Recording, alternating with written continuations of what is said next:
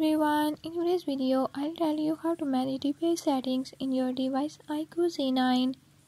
In this video I'm gonna show you how to change DPI settings. But before we get started, don't forget to hit the subscribe button and ring the notification bell. Make sure to watch complete video and learn how you can do it. Let's watch the video.